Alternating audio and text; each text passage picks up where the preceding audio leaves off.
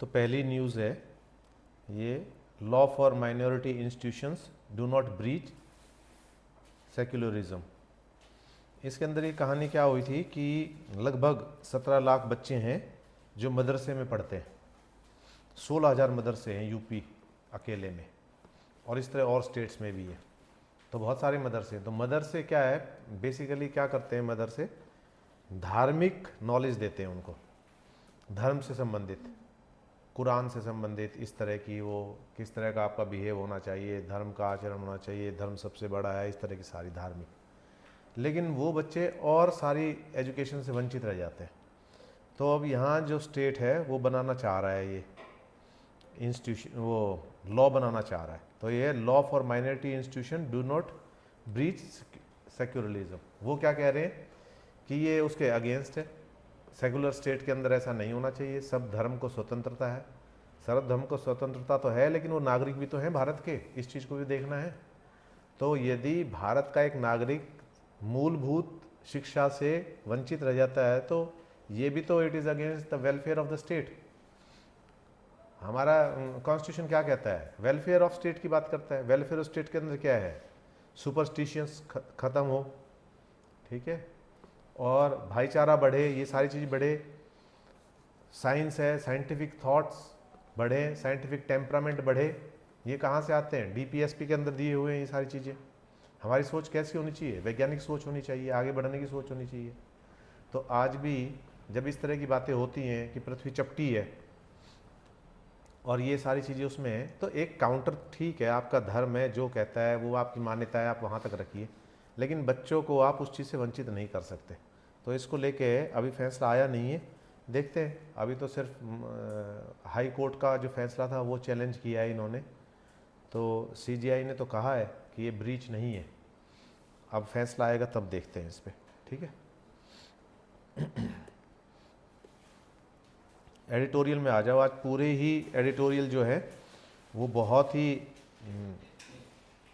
यूँ कहेंगे कि पूरा न्यूज़पेपर ही आज अच्छी न्यूज़ से भरा हुआ है। एडिटोरियल बहुत ही अच्छे आए हुए हैं और घुमा फिरा के एक ही चीज़ को एड्रेस कर रहे हैं वो। तो हम देखते हैं। तो पहला जो एडिटोरियल है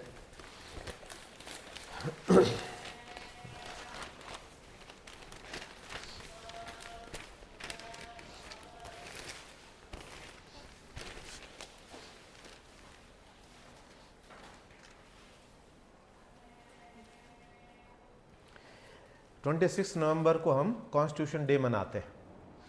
और ये क्या कह रहे हैं, 1950 में हमारा कॉन्स्टिट्यूशन बना था, तो लगभग हम कौन से में 75th उस ईयर में एंटर हो जाएंगे, ठीक है ना।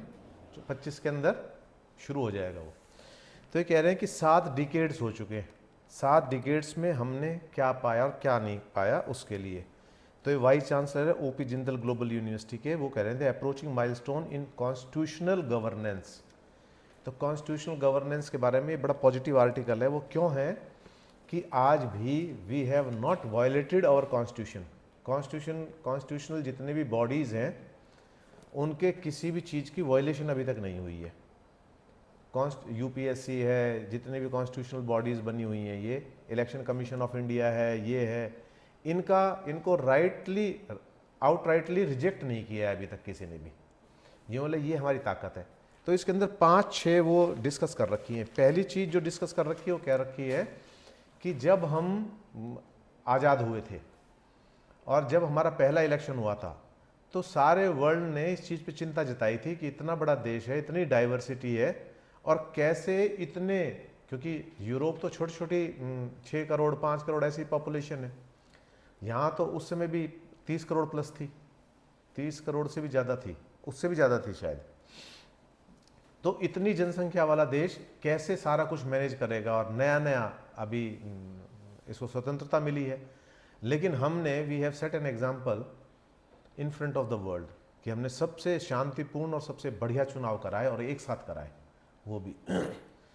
तो वहाँ जो चुनाव का मैंडेट मिला, जनता ने उसको स्वीकारा। और सबसे बड़ी बात यहाँ ये पहले पैराग्राफ में कह रहे हैं, मैं पूरा नहीं करूँगा, मैं सिर्फ मेन पॉइंट्स डिस्कस करूँगा, क्योंकि आज पूरा सारा न्यूज़ बहुत बड़ा हो जाएगा, 3 घंटे जाएंगे वरना तो इसमें एक ही कह रहे हैं कि जिस समय 49 के अंदर 26 नवंबर 1949 के अंदर the life expectancy in India was around 32 year. जीवन काल कितना था? एवरेज 32 साल था। और आज कितना है? 70 साल बाद जस्ट डबल 70 साल है, 70 साल से भी ज़्यादा है। तो ये जो आपका जो एवरेज लाइफ बढ़ी है वो कैसे बढ़ गई? वो इसलिए बढ़ गई क्योंकि स्टेट ने सारी अपनी रिक्वायरमेंट्स पूरी की हैं। मेडिकल फैसिलिटीज़ मिली है, एजुकेशनल मिली है, हेल्थ की मिली है, हाइजीनिक की मिली है, अकोमोडेशन की मिली है, ट्रांसपोर्टेशन की मिली है, और आपकी फूड सिक्योरिटी की, वो सारी चीज़ें मिली हैं तो ही तो वो बढ़ी है।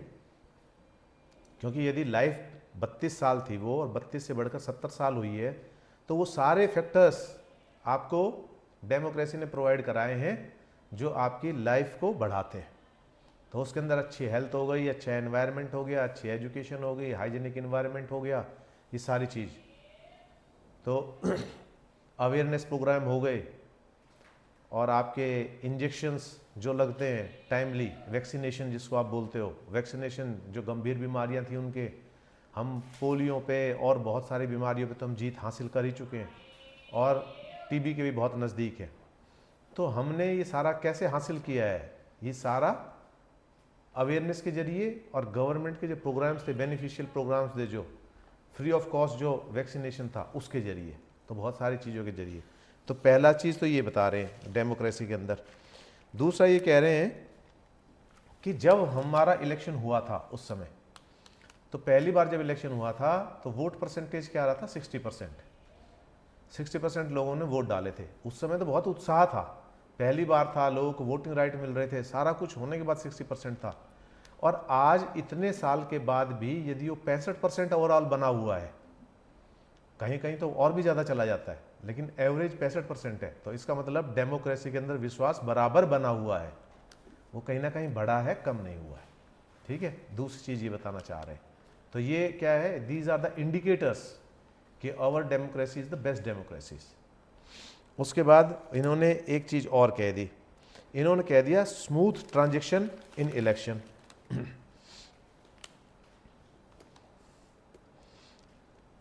ये हो गया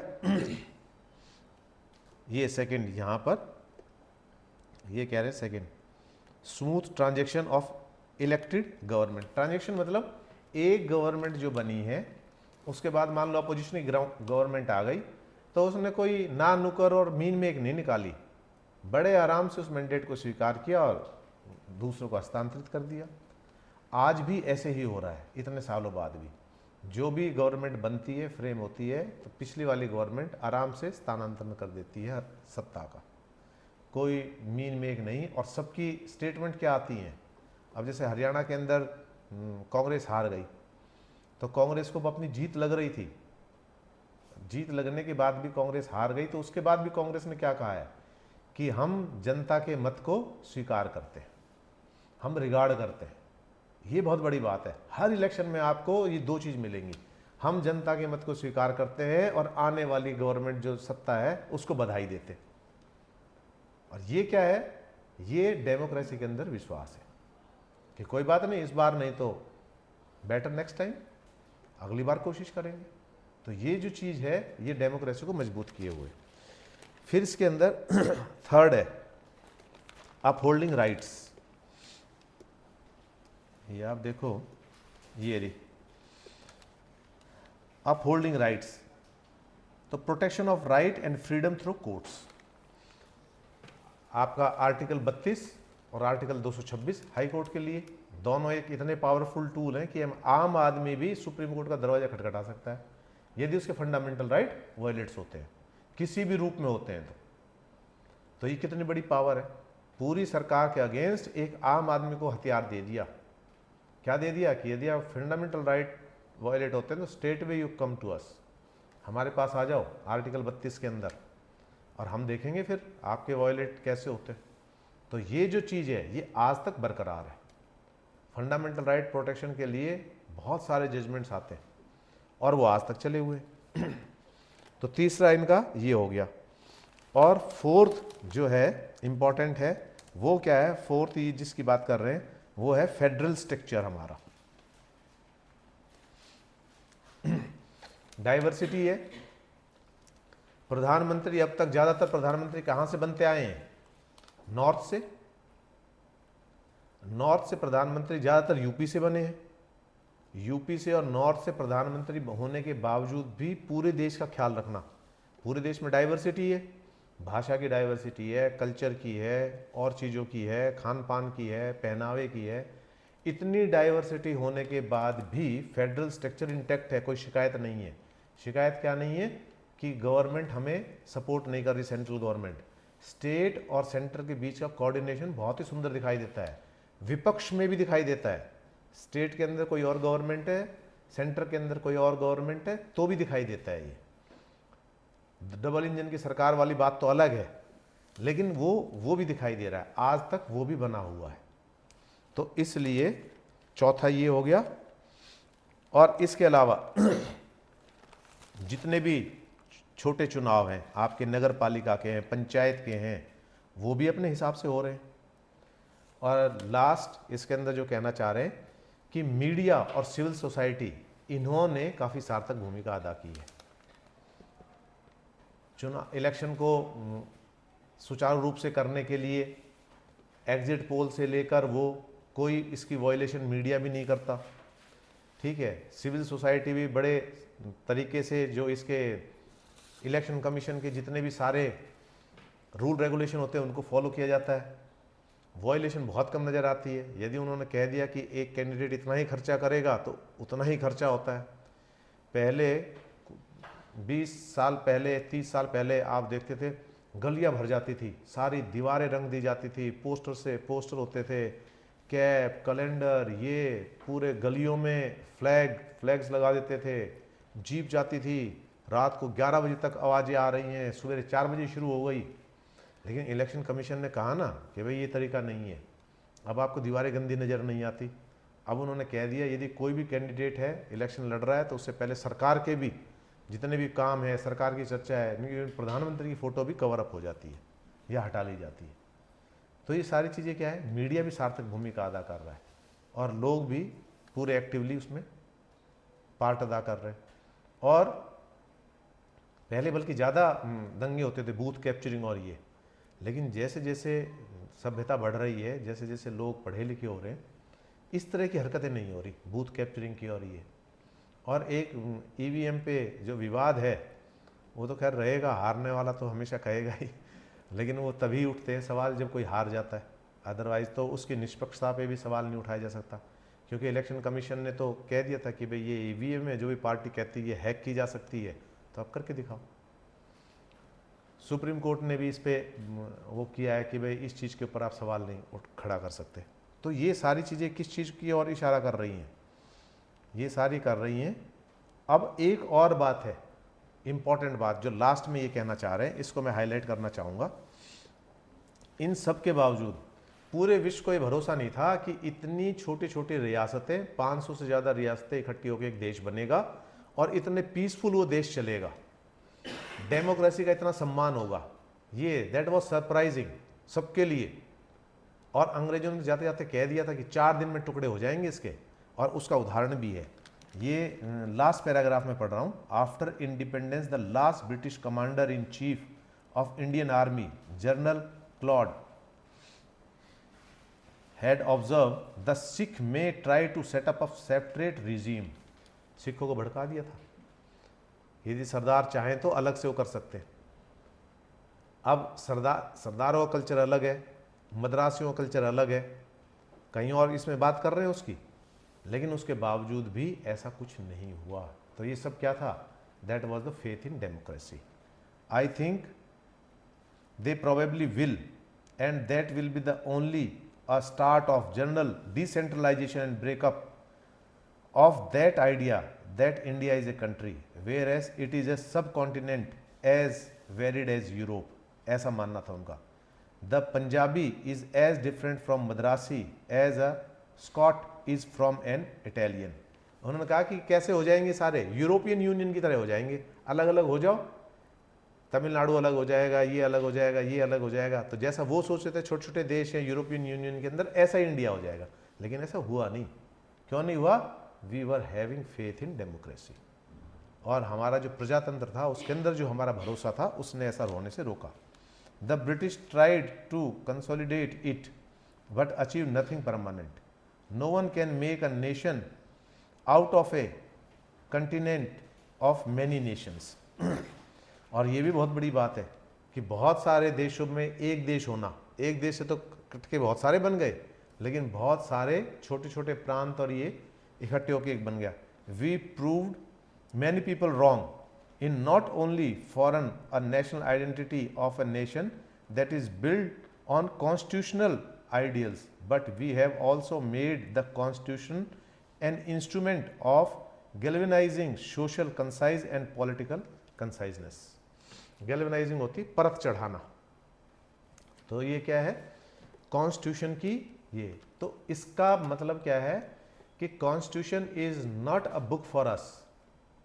हम कॉन्स्टिट्यूशनलिज्म में, संविधानवाद के अंदर भरोसा करते हैं, और वो जो वाद है वो अलग है। वो है हमारी स्पिरिट कि हम इसको बनाए रखें, इसको हर तरह से फॉलो करें।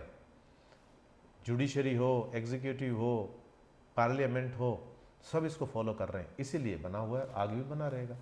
और हमारे साथ ही 2 डेमोक्रेसीज बनी थी, पाकिस्तान भी बना था और इंडिया भी बना था। पाकिस्तान की डेमोक्रेसी की हालत देखो, कितनी बार तख्ता पलट हो चुके हैं। बांग्लादेश की देखो, पाकिस्तान से हटके बांग्लादेश बना था। अफगानिस्तान में देखो, और कंट्रीज में देखो क्या हो रहा है, लेकिन इंडिया के अंदर ये हो रहा है। तो इसका मतलब क्या है कि इंडिया एक स्ट्रॉन्ग डेमोक्रेटिक कंट्री है। और डेमोक्रेसी थी वहाँ, अब भी कहने को तो डेमोक्रेसी ही है वहाँ। वहाँ इलेक्शन हुए थे, इससे पहले जो सरकार थी, तालिबान से पहले जो सरकार थी, वो इलेक्शन होकर ही हुई थी, वहाँ बनी थी और बहुत अच्छी भी चल रही थी और प्रोग्रेस भी कर रहे थे। वहाँ वुमेंस राइट से लेकर कॉलेजेस बन गए थे, मेडिकल कॉलेजेस में और सारी चीज़ों में लड़कियों का पार्टिसिपेशन हो गया था। वहाँ की फुटबॉल टीम थी, लड़कियाँ पार्टिसिपेट करने बाहर भी जाती थी, इंटरनेशनल गेम्स में भी। अफगानिस्तान के अंदर वो तो उसके लिए अलाउ कर रखा था उन्होंने। वहाँ जो तालिबानी ग्रुप था, ICS ये था, ISIS था, इनकी वजह से, इनको रोकने की वजह से, आतंकवाद को ख़त्म करने की वजह से क्या हुआ था, जब वहाँ पर US पे हमला हुआ था तो ओसामा बिन लादेन यहीं उसका बेस था अफ़गानिस्तान में। अफ़गानिस्तान के बाद में जब वो यहाँ कैप्चर कर लिया ना, तो वो मूव करके कहाँ चला गया, पाकिस्तान में चला गया। तो पाकिस्तान के अंदर उसको मारा था। ठीक है, तो नेक्स्ट आर्टिकल देखते हैं।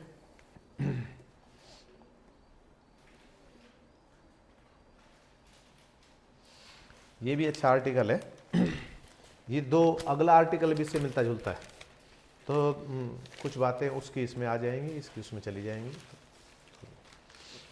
तो ये एक चीज़ जो यहाँ कर रहे हैं, ये कह रहे हैं द नेचर रेस्टोरेशन लॉ, इस पे कर रहे हैं ये फोकस यहाँ, द नेचर रेस्टोरेशन लॉ, इसको समझना है हमने। ये किसने इनेक्ट किया था? यूरोपियन यूनियन ने इनेक्ट किया था। यूरोपियन यूनियन मैंने पहले बताया था ना, एक संघ बना हुआ है यूरोपीय कुछ देशों का, और उसके अंदर क्या है, उसके अंदर आपस में कोई वीज़ा नहीं है, बिजनेस आपस में कर सकते हो आप, और किसी भी तरह की कोई रोक टोक नहीं है वहाँ। इसके अंदर मुझे ध्यान नहीं है कितनी कंट्री है, पर शायद 32 कंट्रीज है यूरोपियन में। देखो एक बार ज़रा कंफर्म ही कर देते हैं कितनी। European union consist of how many countries? 27 countries है। 27 वो 30 के आसपास मुझे ध्यान था। तो ठीक है, तो 27 कंट्रीज़ हैं। उन 27 कंट्री के अंदर कोई रोक टोक नहीं है आने जाने की। ठीक है, बिजनेस भी कर सकते हो आप, जॉब भी कर सकते हो, आपको अलग से कोई वीज़ा वगैरह ये लेने की ज़रूरत नहीं है। तो ये उन्होंने एक व्यवस्था कर रखी है। और अभी कुछ दिनों पहले मैंने क्लास में डिस्कस तो किया था कि इंग्लैंड बाहर होने की बात कर रहा है यूरोपियन यूनियन से, तो क्या क्या असर पड़ेगा उसके ऊपर। फिर उनको वीज़ा भी लेना पड़ेगा, बिजनेस भी नहीं कर पाएंगे आपस के अंदर, फिर जो ट्रीटीज़ होंगी उस हिसाब से सारी चीज़ें होंगी। ठीक है, तो इन्होंने ये किया है यूरोपियन यूनियन ने, और कब किया है? जून 17 2024 को एनवायरमेंटल काउंसिल बनी है, उन्होंने किया है। और इन्होंने किस किस चीज़ पे किया है? 66.707% of EU population, marking a milestone in global environment governance, उन सब का। और इन्होंने टारगेट्स फिक्स किए हैं। द लॉ क्या किया है? The law mandates at least 20% of EU land and sea areas must B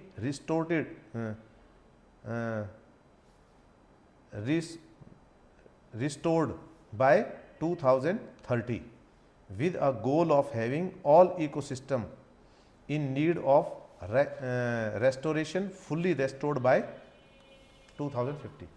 restoration का मतलब क्या होता है? रिस्टोर करने का मतलब होता है उनकी पुरानी स्थिति में लेके आना, जो पॉल्यूशन की वजह से, किसी और की वजह से लुक आफ्टर नहीं हुआ था उसकी वजह से। जैसे पहले, बहुत समय पहले यमुना नदी में बहुत साफ पानी आता, जब बच्चे थे तो हम इसमें नहाते थे, लेकिन आज आप नहाने की सोच भी नहीं सकते इसके अंदर, आज इतना पॉल्यूशन है। आज गंगा में ही बहुत ज़्यादा पॉल्यूशन है। तो हमारी कोशिश क्या हो रही है? उसको उसी नेचुरल स्टेट के अंदर रिस्टोर करने की, उसके अंदर से सारी चीज़ें हटाई जाए जो अननेसेसरी ये सारा कुछ हो रहा है। तो ये जो चीज़ है, ये क्यों कह रहे हैं? ये कह रहे हैं कि इस तरह के लॉ इंडिया में भी ज़रूरी है, हम ऐसा कोई टारगेट बना के चलें। और उसके अंदर अब यहाँ क्या दिक्कत हो रही है? यहाँ कहीं तो वाटर लॉगिंग की प्रॉब्लम है, इतना पानी है हरियाणा के अंदर ही कि आप 3 फुट खोदो पानी निकल आएगा, आप वहाँ मकान नहीं बना सकते। वाटर लॉगिंग का मतलब होता है पानी का स्तर बहुत ऊपर आ जाता है। और कहीं महेंद्रगढ़ जैसा डिस्ट्रिक्ट है, उसके अंदर इतना नीचे है पानी कि आप कल्पना ही नहीं कर सकते, मतलब 700-800 फुट से भी नीचे पानी चला जाता है। तो दोनों का अंतर है ना, एक ही प्रदेश के अंदर इतना डिफरेंस क्यों? तो ये सारी समस्याएं क्यों हैं, उन सारी चीज़ों पे ध्यान देना है। कि वाटर लॉगिंग की प्रॉब्लम इसलिए कि वहाँ धान ज़्यादा बोते हैं, तो धान बोते हैं तो पानी खड़ा रहता है, तो पानी खड़ा रहता है तो रिचार्ज होता रहता है, रिचार्ज होगा तो फिर वो वाटर लॉगिंग की प्रॉब्लम तो आ जाएगी, वाटर टेबल बढ़ती चली जाएगी। तो इस तरह की। और कहीं क्या है, वहाँ कोई ऐसा है ही नहीं, ना तो वाटर शेड होते हैं, वो भी टर्म आएगी इसके अंदर। वाटर शेड का मतलब होता है पानी को रोकना, उसको स्टोर करना, ऐसा इंतजाम करना बारिश का पानी तालाब नुमा बन जाए। जैसे एक तालाब बन गया, उससे ओवरफ्लो हो गया, फिर बन गया, उसको वाटर शेड कहते हैं, समझ गए? वो इस तरह से बन जाएगा, जैसे यहाँ से पानी आ रहा है तो हमने यहाँ रोक दिया, फिर ये पूरा भर गया, इससे फिर ओवरफ्लो हो गया, फिर हमने आगे रोक दिया। नेचुरल बनाते हैं वो, डैम टाइप नहीं, नेचुरल पत्थरों का इस तरह बना देते हैं कि पानी रुकता रुकता चला जाए। तो पानी क्या है, बारिश का पानी जो है वाटर शेड के जरिए हमें जो रोकते हैं तो वो उसमें चार्ज हो जाता है वाटर टेबल के अंदर दोबारा। तो ये सारी चीज़ें हैं इसके अंदर। तो अब यहाँ इसका सेकंड पैराग्राफ देखो, ये कह रहा है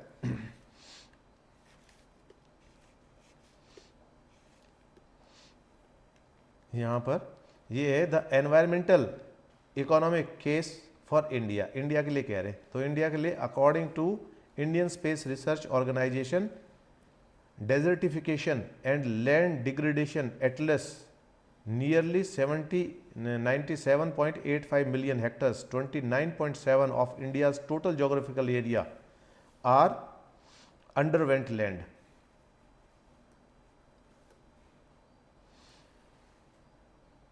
Degradation in 2018-19 and a sharp increase from 94.53 million hectares in 2003 or 2005।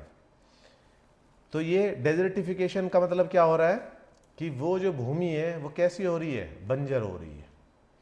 क्यों हो रही है? उसके बहुत सारे रीज़न हैं।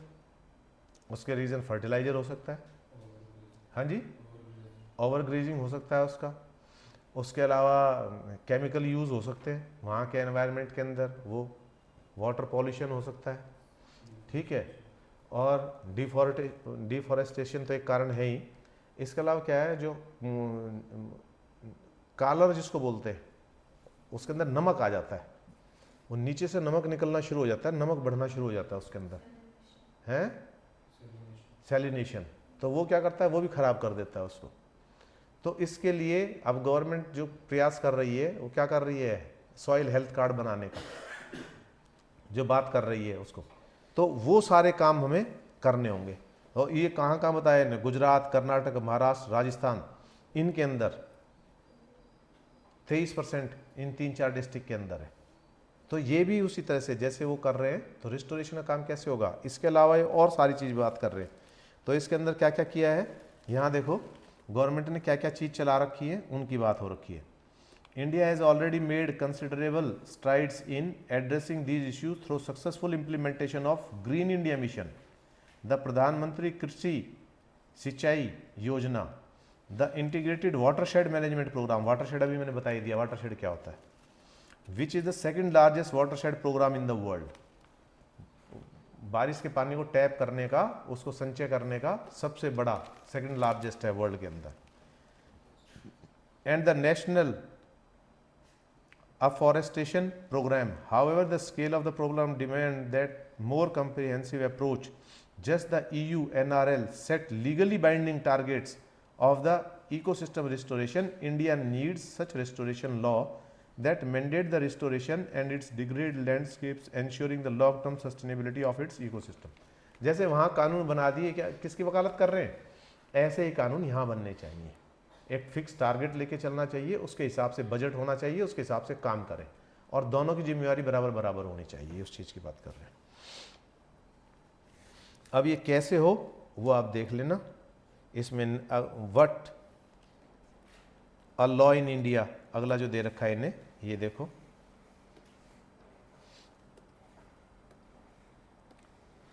ये what a law in India could like be, ये आप पढ़ लेना कैसा लॉ होना चाहिए उसकी तरह से. तो natural restoration law in India inspire the EU model could include the following. क्या क्या होने चाहिए.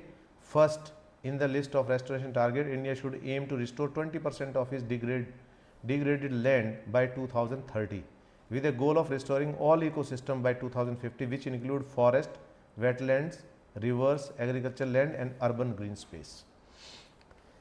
तो इसके अंदर सारे, ठीक है, वेटलैंड्स कैसी हो गई, जैसे सुंदरबन डेल्टा है, ठीक है, वो सब. सेकेंड इज वेटलैंड रिस्टोरेशन, ये सब. तो Sundarbans and Chilika lake, biodiversity and ये सारा, वो 30% उसके अंदर आ जाएगा 2030 तक. इसी तरह से एग्रीकल्चर, लैंडस्केप का एग्रो फॉरेस्ट्री, ये इंपॉर्टेंट है. Promoting agro forestry and sustaining. तो एग्रो फॉरेस्ट्री मतलब फॉरेस्ट से हम किस तरह की चीज़ें कर सकते हैं, फॉरेस्ट के अंदर ही किस तरह के पेड़. जैसे मैंने बताया था, हिमाचल के अंदर एक गांव था, उसने क्या है, जंगली वो लगा रखे अनार, वो अपने आप होते रहते हैं. वो पूरे पहाड़ के ऊपर अनार ही अनार के पेड़ है, अनार और 2-3 और फ्रूट्स हैं वो. तो हम जब वहाँ गए घूमने के लिए, घूमने के ट्रैकिंग के लिए गए थे, तो वहाँ सवेरे हम निकल जाते थे और शाम को 6-7 बजे तक आते थे. तो दिन में भूख लगती थी, तो वो जो वहाँ का बंदा था लोकल, वो बताता था कि ये फ्रूट्स खा लो, यहाँ का ये तोड़ लो, ये तोड़ के देता था, और हमारी भूख भी मिट जाती थी उससे, और मतलब न्यूट्रिशन वैल्यू भी उसमें अच्छी थी जो फ्रूट्स थे. तो इसी तरह मैंने कहा, इतने अनार का क्या करते हो आप, ये तो बहुत अच्छी क्वालिटी के अनार नहीं, जंगली अनार है. तो बोला अनार दाना और जो खटाई होती है अनार की, ये बहुत लार्ज स्केल पे प्रोडक्शन थी वहाँ. तो उस चीज़ की बात कर रहे हैं, एग्रो फॉरेस्ट्री. इस तरह के पेड़ आप लगा सकते हो. तो नेचुरल है वो, ऑर्गेनिक भी होंगे ये. तो ये आप पढ़ लेना इसके अंदर. बस ये economic and social benefit of restoration वो है. The benefits such as law could extend beyond environmental restoration. According to the World Economic Forum, natural restoration could globally generate economic returns up to $10 trillion annually. और इस चीज़ से आप इतना economic activities के जरिए आप इतना फंड्स जनरेट कर सकते हो. ये तो ये अनटैप्ड पोटेंशियल है, उसको आप टैप कर सकते हो तो आपकी इकोनॉमी बढ़ जाएगी. ये सारी चीज़. In India restoring degraded lands would enhance agriculture productivity, improve water security, create millions of job, particular in rural area. The law could help India to meet its sustainable development goal 15, which calls for a sustainable management of forest and combating desertification. ये हो गया. तो बस ये सारा आप पढ़ लेना, ठीक है. तो ये इससे संबंधित ही एक आर्टिकल और है, अगला भी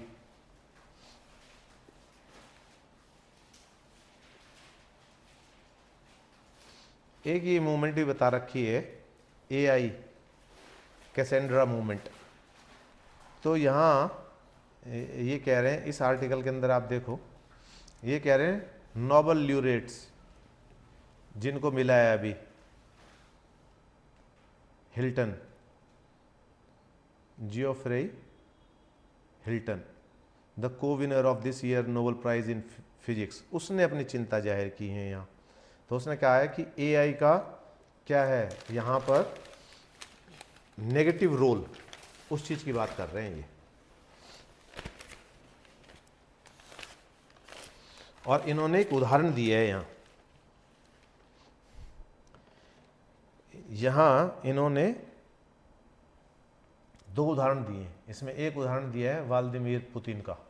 पुतिन ने क्या है एआई का प्रयोग करते हुए मैंडेट अपने फेवर में करने की कोशिश की है। उसको इस तरह से एआई के अंदर सारे इनपुट्स वगैरह इस तरह से डाल दिए कि यूक्रेन के अगेंस्ट मैंडेट बन जाए।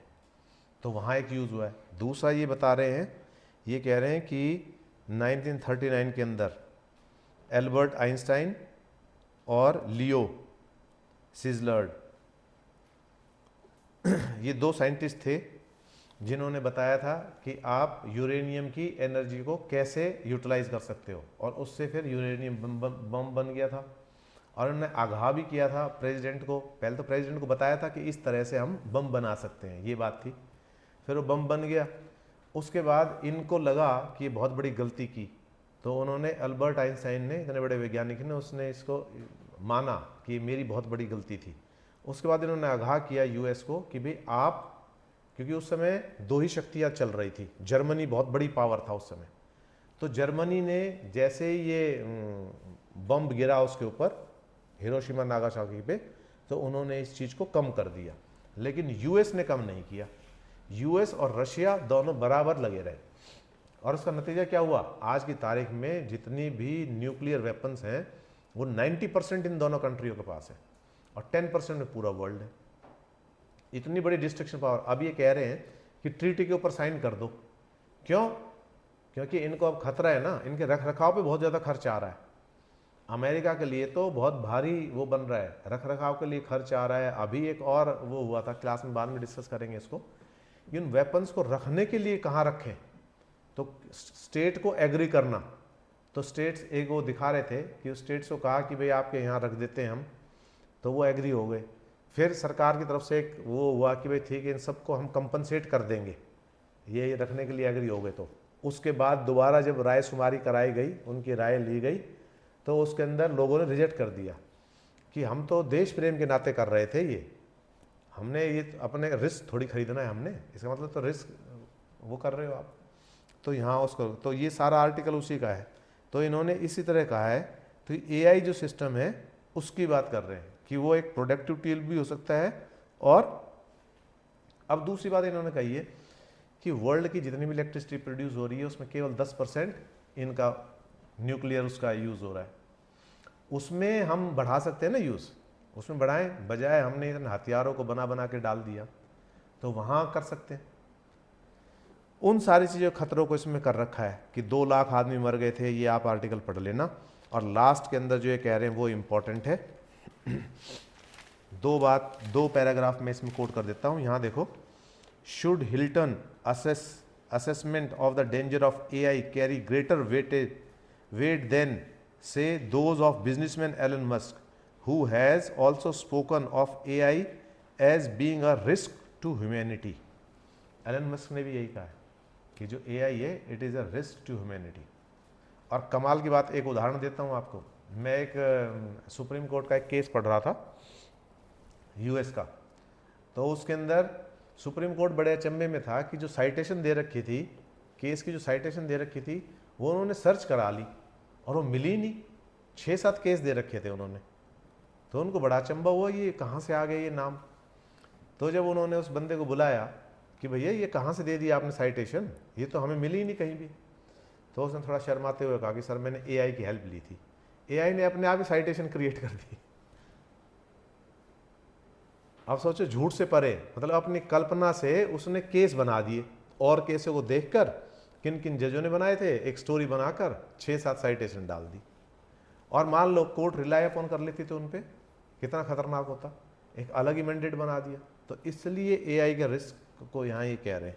और फिर आखिरी पैराग्राफ में भी यही कह रहे हैं यहाँ देखो इसके अंदर लास्ट के अंदर ये है, चलो यहाँ खुल गया तो यहाँ पढ़ा देते हैं। ये है AI system may not be plotting to incinerate humanity, but they are mushrooming at a time when globalization is withered and cooperation, not countries, are poised to control technological advances and neural networks, and also killing more jobs than creating new ones.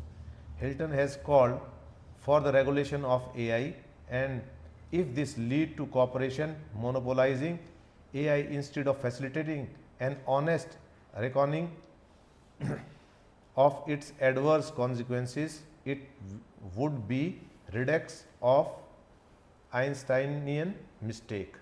मतलब जो Einstein ने mistake की थी वही दोबारा हो जाएगी। इसके ऊपर लॉ बनने चाहिए और सारी चीज़ें होनी चाहिए। ठीक है, तो ये आप देख लेना।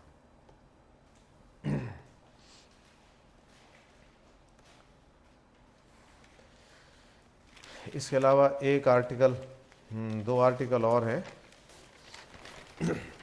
ये भी बहुत सही आर्टिकल है।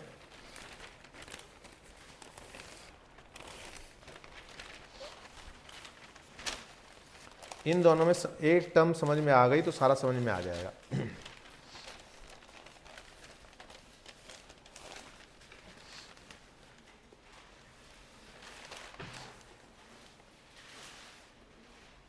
इसके अंदर 2 चीज़ें हमें समझनी है। पहली चीज़ समझनी है हमें सैंक्शंस क्या होती हैं, और दूसरी चीज़ समझनी है शैडो फ्लीट्स क्या होते हैं।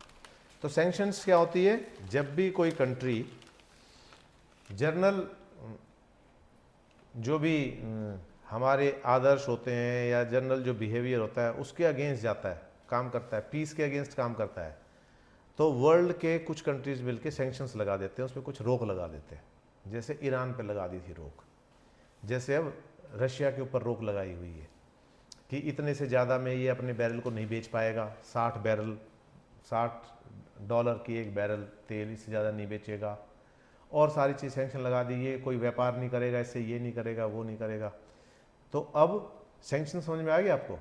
सैंक्शंस क्या है, और कोई तरीका तो है नहीं, वॉर तो कर नहीं सकते। अब मान लो इंडिया के साथ कोई, जैसे पाकिस्तान है, मान ही नहीं रहा, आतंकवाद किए ही जा रहा है, फैलाया जा रहा है, फैलाया जा रहा है, तो हमारे पास क्या तरीका है? हमने हर चीज़ को हॉल्ट पे ला के रख दिया कि हम कोई बिजनेस नहीं करेंगे, कुछ नहीं करेंगे, और आने वाले टाइम में करेगा तो हम सैंक्शंस भी इम्पोज कर देंगे कि भाई आप ये भी नहीं कर सकते, वो भी नहीं कर सकते, इस तरह से। ठीक है, तो यहाँ क्या है कि इन सैंक्शंस को लगा तो दी उन्होंने, लेकिन सारी चीज़ें होती हैं तो स्मगलिंग स्टार्ट हो जाती है। स्मगलिंग कैसे हो जाती है कि कोई भी शिप जो है, हर एक जो शिप होता है वो रजिस्टर होता है किसी भी एक कंट्री में, और जिस कंट्री में रजिस्टर होता है उसका नाम, उसका फ्लैग उस शिप पे होता है। तो शैडो फ्लीट का मतलब क्या होता है कि रशिया के जितने भी जहाज़ थे जो रशिया से ऑपरेट हो रहे थे, उन्होंने अब क्या कर दिया, उन्होंने अपने आप को वहाँ से हटा दिया और कहाँ रजिस्टर कर दिया, किसी ऐसे कंट्री में रजिस्टर कर दिया जो यूरोप का ही हो, या ऐसे कंट्री में रजिस्टर कर दिया इस पर सैंक्शन नहीं था। अब सामानों की स्मगलिंग हो सकती है, उस पर ध्यान नहीं दिया जाएगा। समझ गए आप? या जहाज़ इस तरह के बना लिए, ऊपर कुछ सामान जा रहा है, नीचे कुछ जा रहा है, तो अब जितना भी तेल है वो इंडिया के थ्रू रूट हो रहा है, इंडिया फिर आगे और कंट्रीज़ को बेचे, इस तरह से करके इंडिया तो ले ही रहा है रशिया से तेल। ये सारी चीज़ें तो समझ में आ गया। ये शैडो फ्लीट्स क्या होती हैं? फ्लीट होती है बेड़ा, जिसको कहते हैं जहाजी बेड़ा। तो पहले भी जब ईरान पे सैंक्शन लगे थे तो भी 30 से ज़्यादा शिप्स जो थे वो किसी और जगह रजिस्टर करा दिए थे। तो इसके अंदर ये है तो ग्रीक शिपिंग कॉरपोरेशन जो है ना वो 20% पूरे वर्ल्ड की वो शिपिंग का काम करती है। और चाइना वगैरह, ये चाइना है, जापान है, कोरिया है, इनके अंदर सबसे ज़्यादा शिप बिल्डिंग और ये काम होता है। तो ये कह रहे हैं यहाँ पर, तो अब एक उदाहरण दे रहे हैं इसके अंदर, ये कह रहे हैं कि 1915 के अंदर ईरान पर जब सैंक्शन लगी थी तो 160 ships trade links with Iranian oil switch their classification society to Korea, registering the ship in Korea. और कोरिया के अंदर रजिस्टर करा दी थी ईरान की शिप। अब कोरिया के शिप को नहीं रोक सकते, ईरान के शिप होते तो नज़र भी रखेंगे कि क्या लेके जा रहा है, कहाँ लेके जा रहा है, लेकिन कोरिया के शिप पे ऐसा कुछ है नहीं। तो इस तरह से ये समझ में आ गया, पूरा पढ़ाने की जरूरत नहीं है, ये आप देख लेना। ये एक होता है इंश्योरेंस का भी इसने जिक्र कर रखा है, वो देख लेना, क्योंकि शिप्स का इंश्योरेंस क्या होता है, शिप का इंश्योरेंस ज़्यादातर होता है यूके के अंदर, बड़ी बड़ी कंपनियां चाहिए शिप को इंश्योर करने के लिए, क्योंकि एक शिप की कीमत कई कई हज़ार करोड़ की होती है।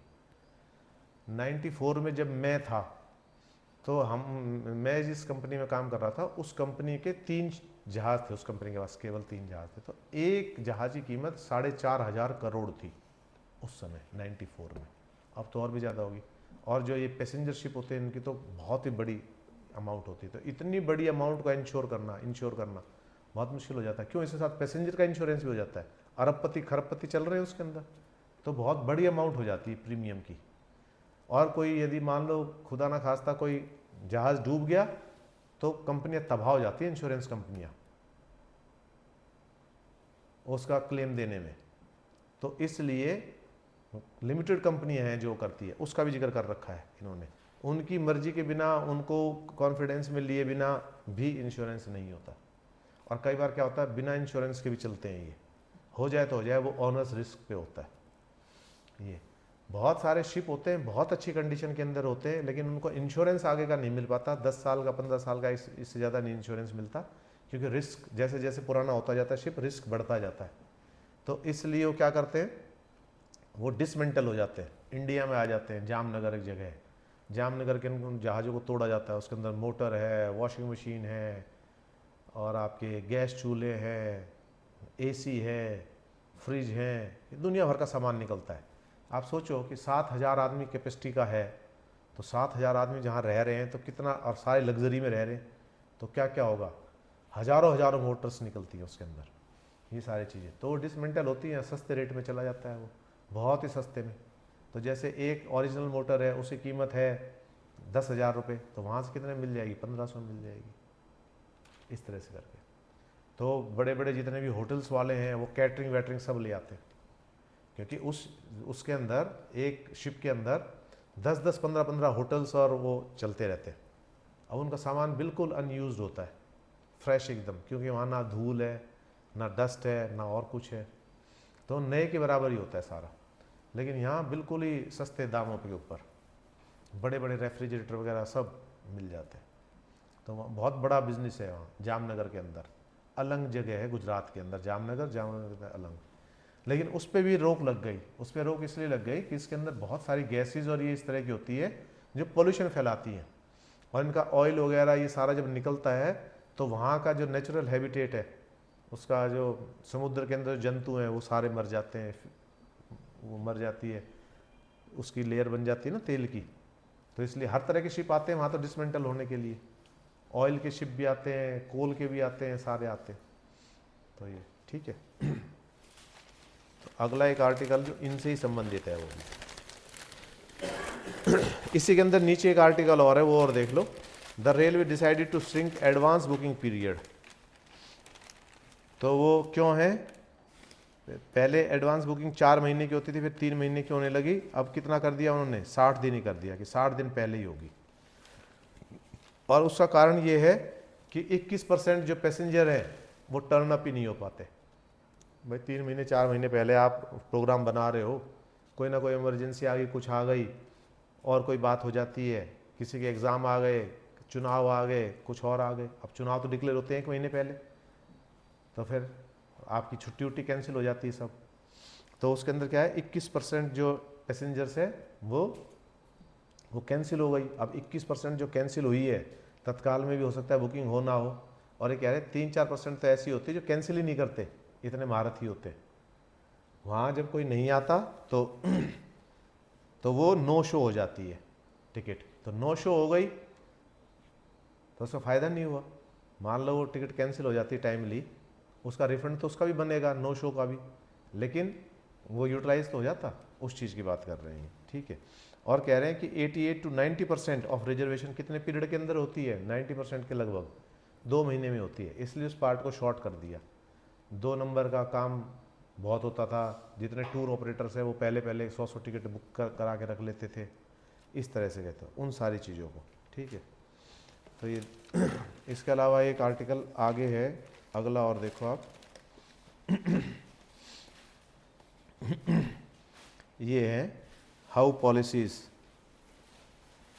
Shape high performance building standards and climate goals. तो ये जो है दोनों तीनों उसमें काम आ रही है। ये जो ईयू ने जो पॉलिसी बनाई यूरोपियन यूनियन के, उसके अंदर भी है ये, और इंडिया भी इस पे काम कर रहा है। तो इंडिया काम कैसे कर रहा है इसके अंदर? इन्हों कहते हैं हाई परफॉर्मेंस बिल्डिंग्स। ये हाई परफॉर्मेंस बिल्डिंग कैसी होती है? ये क्या क्या करती हैं? ग्रीन हाउस गैस इमिशंस को रोकती हैं, minimise energy and water use, cut operational cost using climate adaptive designs. Climate के हिसाब से डिजाइन बनाते हुए, तो ये, और 30 से 40% तक कर देती हैं। तो इसके अंदर बहुत सारी वो दे रखी है, कौन कौन सी है जो 30% तक कम किया है जिन्होंने। तो इनके अंदर 2 उदाहरण दे रखे हैं। एक एग्जांपल दे रखा है इन्फोसिस का, पढ़ लेना, मैं वैसे निचोड़ बता रहा हूँ इसका। इन्फोसिस का उदाहरण दे रखा है, उन्होंने 45% तक कॉस्ट सेविंग की है। इन्फोसिस ने एक बिल्डिंग बनाई है। उसके अलावा इसी तरह से और कंपनियां हैं, उन्होंने की है। तो अब जो कंपनियां इस तरह काम कर रही हैं, तो उनके लिए सरकार ने 3-4 वो कर दी। जैसे पहले बहुत दिनों पहले कुछ नहीं था, अब 500 गज के प्लॉट है, इंस्टीट्यूशनल एरिया है, उसके ऊपर वाटर हार्वेस्टिंग जरूरी है। वाटर हार्वेस्टिंग जरूरी कर दी, ठीक है, वो आप करो ही करोगे। सोलर पैनल्स जरूरी कर दिए कि इतनी आप एनर्जी सोलर से आप यूटिलाइज करोगे, ये कर दिया। और एक और कर दिया, यदि आप इंश्योर करते हो कि आप कैसी हाई परफॉर्मेंस बिल्डिंग बना रहे हो, तो FAR होता है एक, FAR इसके अंदर उसको बोलते हैं floor area ratio. Floor area ratio कैसे होता है कि जैसे ये आपका प्लॉट है, ये दिख रहा है बोर्ड के ऊपर, ये आपका प्लॉट है, तो जितना प्लॉट है उसका एक पर्टिकुलर रेशियो होता है, उतना ही आप बिल्टअप एरिया बना सकते हो, बाकी आपको खाली छोड़ना पड़ेगा। तो ये कह रहे हैं यदि आप ग्रीन इसकी पूरी इन्वायरमेंट के हिसाब से चलते हो और हाई परफॉर्मेंस बिल्डिंग बनाते हो, तो हम आपके FAR को बढ़ा सकते हैं। पहले सपोज मान लो 80% हम दे रहे थे कि 80% आपको जगह खाली छोड़नी है, 20% कंस्ट्रक्ट करनी है। हाई राइज बिल्डिंग होती है वो ऐसी होती है, 80% आपको खाली रखना है पार्क के लिए, इनके लिए। तो यदि आप इंश्योर करते हो कि हम ऐसा बनाएंगे, तो ये क्या हो सकता है, ये 25% भी हो सकता है, 30% भी हो सकता है कि 30% बिल्डिंग एरिया आपको मिल गया, FAR आपकी बढ़ा दी, तो आपको भी फायदा हो गया उससे और एनवायरनमेंट को भी फायदा हो गया। तो इस तरह के प्रोविजंस जो है ये किए गए हैं इसमें, ठीक है, क्लियर।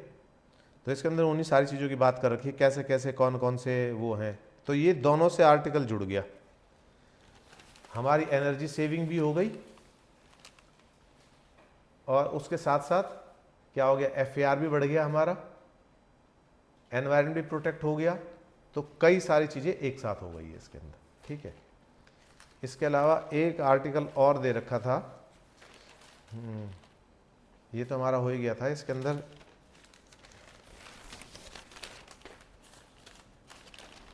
सुप्रीम कोर्ट का एक डिसीजन था,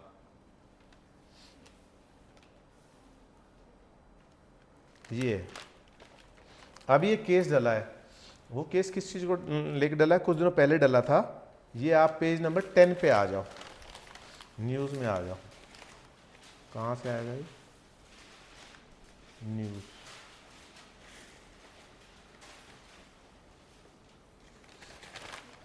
पेज नंबर 10 पे आया हुआ है ये। आज के पेपर में बहुत कुछ है डिस्कस करने को, पर मोटी मोटी चीज़ें कर लेते हैं। यहाँ भी देख लो, एक भाई साहब को आदत ही पड़ गई, SC dismisses Kejriwal plea challenging defamation case. हर बार किसी के बारे में कुछ स्टेटमेंट देते हैं, फिर माफ़ी मांग लेते हैं। खैर छोड़ो, वो पॉलिटिकल आदमी है, पॉलिटिक्स में सब चलता है। ये secularism is a core part of constitution SC.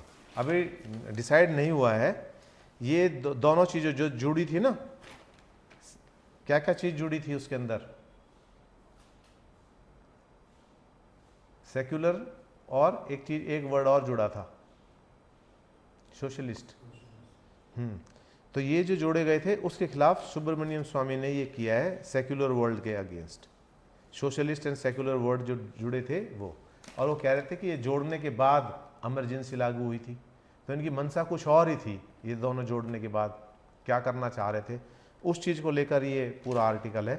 तो इसको अब डिस्कस करने की बजाय इसको डिस्कस करेंगे जब इस पर मैंडेट आ जाएगा, जिसका जजमेंट आ जाएगा, तब इसको पूरा डिस्कस कर लेंगे। पर इस पर नज़र रखना क्या क्या वो चल रही है। ठीक है, आज यहीं पूरा करते हैं। यहाँ कोई क्वेश्चन है तो बताओ।